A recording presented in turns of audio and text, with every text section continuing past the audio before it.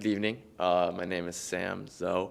I'm a senior at Dow High School, like Tim back there, and I'm also a World Lit 2 student of Miss Sovis. And the poem I'm reading tonight is El Dorado by Edgar Allan Poe. And so I'll speak on to it a little bit more after I read it. Gaily bedlight, a gallant knight, in sunshine and in shadow, had journeyed long, singing a song, in search of El Dorado. But he grew old, this knight so bold, and o'er his heart a shadow fell as he found no spot of ground that looked like El Dorado. And as his strength failed him at length, he met a pilgrim shadow.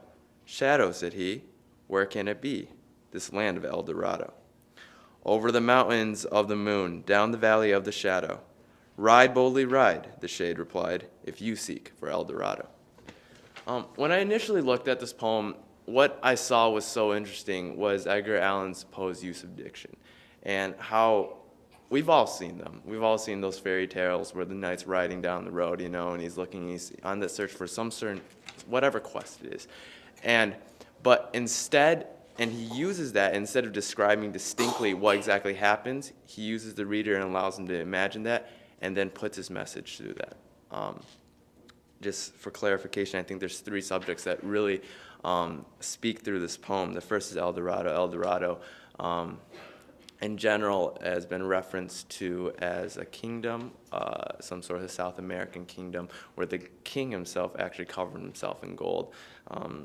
Throughout the colonial times, there's always sort of myths or some sort of stories where explorers would go out looking for El Dorado, and the value of it, and such as I see El Dorado in this poem. While you take it literally, you can take it symbolically as some sort of goal, some sort, whether it's a career or success. And I think if you look at that, and then you take the knight is, the words in here talk about how he's journeyed long, he's experienced, and he's bold, and there's some passage of time.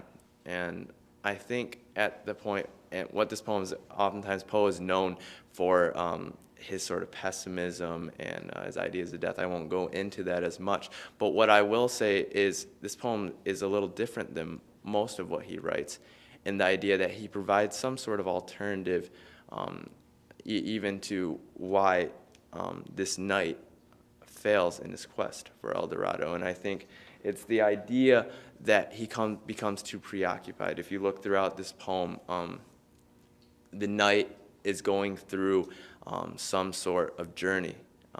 And I think it really applies to myself. You know, you have one specific goal, and that's all you think about. It could be a college that you want to go into, something I'm thinking about a lot these days, as well as maybe it's just a job or career that you want to pursue, or promotion, or anything like that.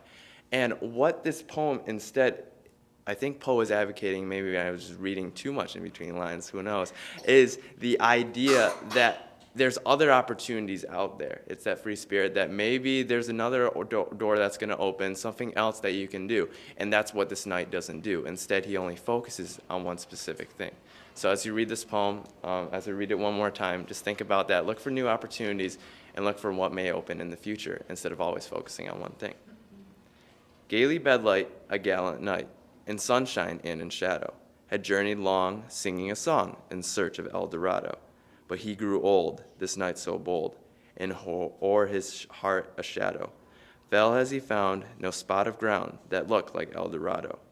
And as his strength failed him at length, he met a pilgrim shadow. Shadow, said he, where can it be, this land of El Dorado? Over the mountains of the moon, down the valley of the shadow. Ride, boldly ride, the shade replied, if you seek for El Dorado. Thank you.